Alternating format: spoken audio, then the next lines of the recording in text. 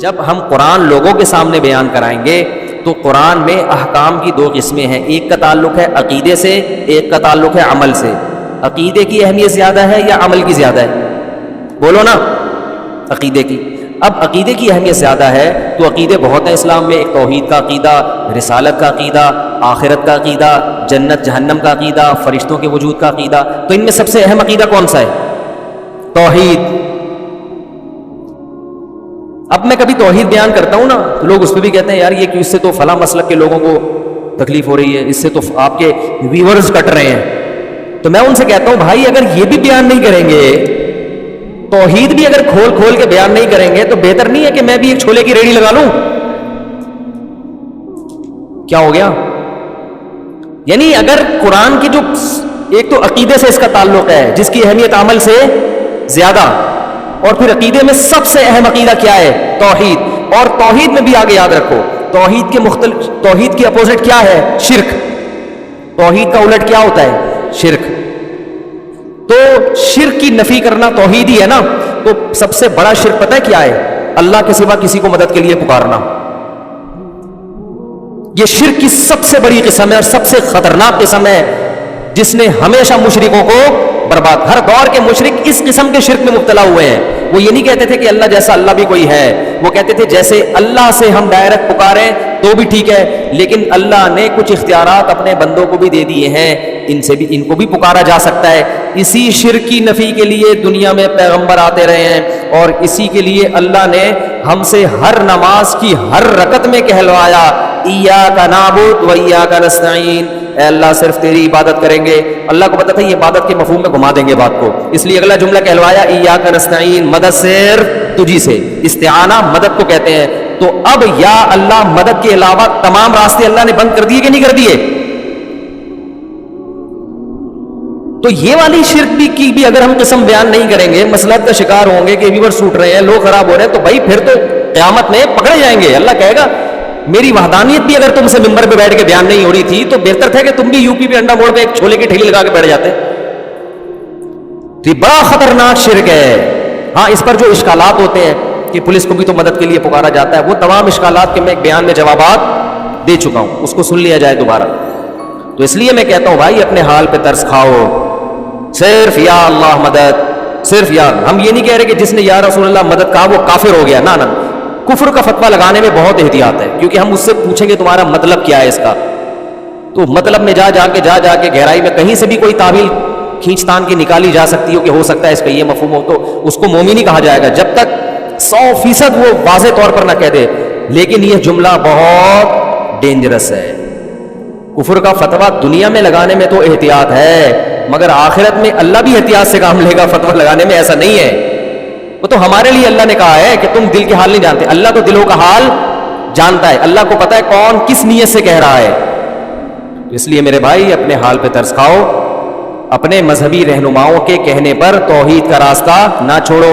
عیسائی بھی اپنے آپ کو توحید پرست کہتے ہیں کہ ہم ایک اللہ کو مانتے ہیں، مگر اللہ کو ان کی توحید قبول نہیں ہے۔ تو اگر آپ بھی یا اللہ مدد، یا رسول اللہ مدد، یا علی مدد، یا غوث آدم مدد، سارے اللہ کے علاوہ پتہ نہیں درجنوں لوگ ہیں، اور یا رسول اللہ انظر حالنا، اے نبی ہمارے حالت پر رحم کریں، اے نبی ہماری طرف دیکھ، یہیں سے بیٹھے بیٹھے پکار رہے ہیں نبی کو، اور یہ عقیدہ ہے کہ نبی صلی اللہ علیہ وسلم بنفس نفیس ہماری مدد کریں گے، یہیں سے بیٹھے ہوئے ہمارا کلام سن رہے ہیں، اور خود قبر میں سے ہوتے ہوئے ہماری مدد وہیں سے کر لیں گے، کیونکہ اللہ نے آپ کو اختیارات دے دیے۔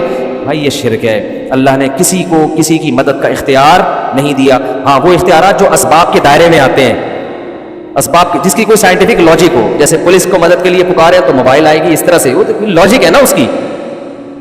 ان لاجک جو مدد ہوتی ہے کہ جس میں کوئی ذرائع یا اسباب نہ ہو، یہ مدد صرف کون کر سکتا ہے؟ اللہ۔ اس کا اللہ نے کسی کو اختیار نہیں دیا۔ تو ہم نبی صلی اللہ علیہ وسلم کے بارے میں عقیدہ رکھتے ہیں، تمام پیغمبروں کے سردار، بلکہ بعد از خدا بزرگ توئی، قصہ مختصر، اللہ کے بعد نبی ہی کا مقام ہے، قصہ مختصر۔ شاعر نے کیسی پیاری بات، شاعر نے کہا تم نبی کی شان بیان کرتے ہو، کہہ رہے میں مختصر بات کر کے گل ویلے دی تے پھل موسم دا قصہ ہی ختم کر دیتا ہوں۔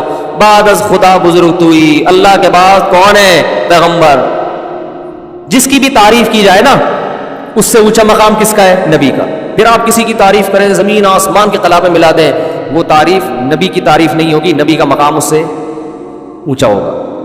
اب سب سے اونچے کون ہے؟ نبی، لیکن اختیارات نہیں ہے، بگڑی نہیں بنا سکتے کسی کی، کسی کو اولاد نہیں دے سکتے، کسی کو روزی نہیں پہنچا سکتے، کسی کی بگڑی نہیں بنا سکتے، اور چاند کے 2 ٹکڑے نہیں کر سکتے۔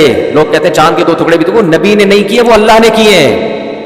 نبی کو حکم تھا اشارہ کر دے میں ٹکڑے کر دوں گا، تبھی نبی سے مشرکین اور بھی معجزوں کا مطالبہ کرتے تھے، آپ یہ کریں آپ یہ کریں۔ نبی نے فرمایا کہ سبحان ربی هل كنت الا بشر رسولا، میں تو انسان ہوں بھائی، میں یہ نہیں کر سکتا کہ یوں اشارہ کروں نہریں جاری ہو جائیں، میرے میں اختیارات تھوڑی ہیں۔ تو اللہ نے کر دیے تھے ٹکڑے، اللہ نے مجھے حکم دیا تم آپ اشارہ کریں تو میں کر دوں گا۔ تو جب اللہ کرنا چاہتا ہے، میں نے اشارہ کیا اللہ نے کر دیا، اب اللہ نہیں چاہ رہا تو میں کہاں سے کروں گا بھائی؟ نہیں ہو سکتا۔ یہ جگہ جگہ نفی کی گئی ہے، جگہ جگہ نفی کہ میں نہیں کر سکتا، میں انسان ہوں۔ وَلَوْ كُنْتُ عَالَمُ الْغَيْبِ لَاسْتَكْثَرْتُ مِنَ الْخَيْرِ، اگر میرے پاس اللہ کی طرح غیب کا علم ہوتا، مجھے سب پتا ہوتا مستقبل میں کیا ہونے والا ہے، تو مجھے تو کبھی کسی قسم کا کوئی نقصان ہوتا ہی نہیں۔ یہ میں قرآن کی آیتیں پڑھ رہا ہوں آپ کے سامنے، 2 ٹوک عقیدہ قرآن نے بیان کیا، اس میں کوئی کنفیوژن باقی نہیں رکھی ہے۔ ما کانا کا وما یکونو، جو پہلے ہو چکا سارا کچھ نبی کو اس کا بھی علم تھا، جو بعد میں ہوگا اس کا بھی علم تھا۔ غلط ہے بھائی یہ عقیدہ، جتنا اللہ نے بتا دیا اس کا نبی کو علم ہے، ہاں وہ اللہ نے ہم سے بہت زیادہ بتایا ہے۔ علماء مثال دیتے ہیں کہ ہمارے علم اور نبی کے علم کی مثال دریا اور قطرے کی ہے۔ جیسے دریا میں ایک قطرے کی نسبت دریا کی طرف ہو تو کوئی حیثیت ہے، تو اتنا اللہ نے علم دیا ہے نبی کو ہماری نسبت، لیکن اللہ کے علم اور نبی کی مثال پھر دریا اور قطرے کی ہے۔ سمجھ رہے؟ کتنی جگہ قرآن میں آتا ہے یسألونک عن الساعہ، یہ لوگ آپ سے پوچھتے ہیں قیامت کب آئے گی، نبی کہہ دو علمھا عند ربی، مجھے نہیں پتا کب آئے گی، اللہ کو پتا ہے۔ سب باتوں کا آپ نے نہیں بتایا، بہت سے باتوں میں آپ نے کہا مجھے علم نہیں ہے۔ تو یہ عقیدہ کہ سب کچھ علم تھا، ساری چیزوں کا علم تھا، یہ شرک ہے، کفر ہے۔ یہ اللہ کی صفت علم ہے، نبی کو کیا کر رہے ہیں؟ شریک کر رہے ہیں۔ تو اپنے ایمان کو بچاؤ، توحید کے بغیر مغفرت کا امکان نہیں ہے، چاہے راتوں میں تہجد کے محراب بنا دو ماتھے کے اوپر، چاہے رو رو کے پاگل ہو جاؤ، اللہ نہیں مغفرت کرے گا۔ 2 ٹوک الفاظ میں کہہ دیا اللہ نے، پہلے اللہ کو اللہ سمجھا جائے گا تو پھر اللہ سے مانگا جائے گا۔ تبھی اللہ نے کہا مانگنے سے پہلے بھی کیا ایاک نعبد و ایاک نستعین کا اقرار۔ حدیث میں بخاری کی حدیث ہے، نبی صلی اللہ علیہ وسلم نے فرمایا کہ بندہ جب سورہ فاتحہ پڑھتا ہے تو کہتا ہے الحمدللہ رب العالمین، تو اللہ تعالیٰ بندوں سے کہتے ہیں حمیدنی عبدی، میرے بندے نے میری حمد و ثنا کی ہے، وہ سکھائی بھی اللہ نے۔ جب کہتا ہے الرحمن الرحیم تو اللہ کہتے ہیں اثنا علی عبدی، میرے بندے نے میری ثنا خوانی کی ہے، مجھے رحمان اور رحیم کہہ کے پکارا ہے۔ پھر جب بندہ کہتا ہے مالک یوم الدین، روز جزا کا مالک ہے، تو اللہ کہتے ہیں مجدنی عبدی، میرے بندے نے میری بزرگی اور میری شان کو بیان کیا کہ میں مالک ہوں گا قیامت کے دن۔ پھر انسان کہتا ہے، جب مسلمان نماز میں کہتا ہے ایاک نعبد و ایاک نستعین، اے اللہ صرف تیری عبادت کریں گے، صرف تجھ سے مدد مانگیں گے، تو اللہ کہتے ہیں ھذا بینی و بین عبدی، یہ میرے اور بندے کے درمیان ایگریمنٹ ہو گیا ہے۔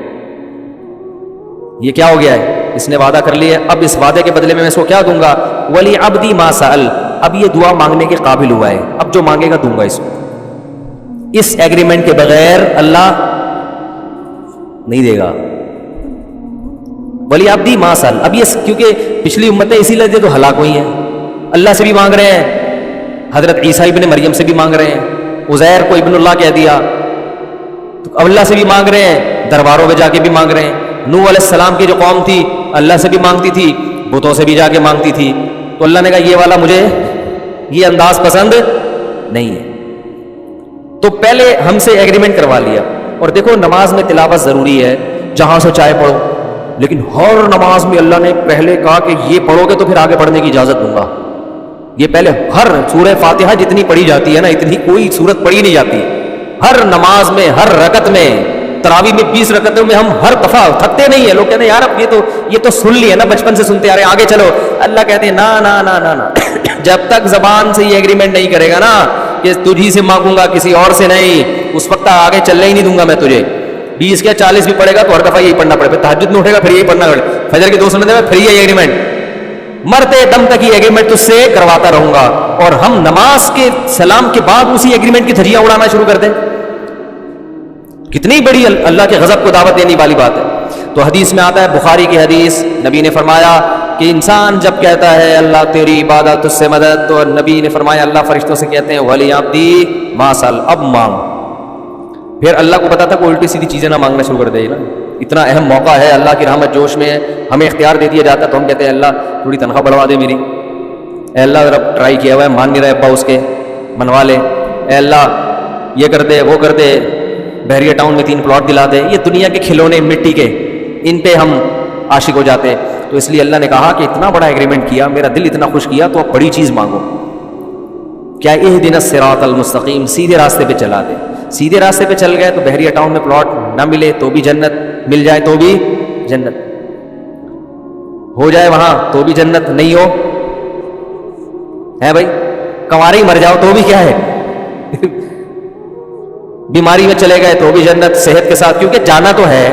بحریہ ٹاؤن کا مالک بھی جائے گا ایک دن، بیچارے کا جنازہ بھی اٹھے گا۔ لوگ آج بحریہ ٹاؤن میں 2-4 پلاٹ ہوں، ہر ایک کو پتا ہے میرے بھی ہیں، اور جس کے نہیں ہو تو وہ یہی غم میں کھا رہے ہیں، یار میرا ایک بھی نہیں ہے، اس کو یہی غم کھائے جا رہا ہے۔ تو اللہ کے بندو 10-15-20 سال کے بعد ختم، جن لوگوں کے پلاٹ ہیں نا ان میں سے کوئی بھی زندہ نہیں ہوگا، جو مالک ہے نا، اونر ہے، اسی کا جنازہ ہوگا، لوگ کندھا لے کے کندھا دیتے ہوئے جا رہے ہوں گے، کلمہ پڑھتے ہوئے جا رہے ہوں گے، اور زمین میں دفن کر کے مٹی پھینک کے آ جائیں گے، اور پھر وارثین میں جھگڑا شروع ہو جائے گا، یہ میرا ہے، یہ میرا ہے، یہ فلاں کا ہے، یہ اس کا ہے۔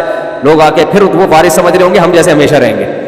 پھر تھوڑے دنوں کے بعد انہی وارث میں سے ایک اسی طرح پتلی گلی سے نکلنا شروع، آج اس کا پھر 100-200 سال کے بعد بھول جائیں گے اصل اونر کون تھا۔ اسکول میں پڑھایا جائے گا، ایک دفعہ کا ذکر ہے کہ ایک شخص کے دل میں خیال آیا، once upon a time there was a man، جس نے he planned، شعر ہو گیا کہ نہیں ہو گیا، there was a man he planned، اس نے یہ پلان بنایا کہ جناب ایک بحریہ ٹاؤن میں اس طرح کرنا چاہیے، اور پھر آج یہ اسی کی کاوشوں کا نتیجہ ہے، once upon a time۔ تو یہ سب once upon a time بن جائے گا نا، ایک دفعہ کا ذکر ہے۔ تو ایسے ہی ہوتے ہوتے ہوتے سارے جا رہے ہیں۔ تو اس لیے اللہ نے کہا بھائی فوکس کس چیز کو کرو، اہدنا الصراط المستقیم، اے اللہ سیدھے راستے پہ چلا دے۔ جو انعام یافتہ لوگوں کا راستہ ہے، پیغمبروں کا راستہ، صدیقین، شہداء، صالحین کا راستہ، ان لوگوں کے راستے پر چلا، مائیکل جیکسن کے راستے پہ نہیں چلا، فنکاروں اداکاروں کے راستے پہ نہیں چلا، وہ لوگ جن کی زندگی پوری انٹرٹینمنٹ کے علاوہ کوئی مقصد ہی نہیں ہے ان کا، شراب، کباب، زنا، عیاشی، موسیقی، ان لوگوں کا نہیں، پیغمبروں والا راستہ چاہیے۔ تو اس لیے توحید کے معاملے میں اللہ بہت حساس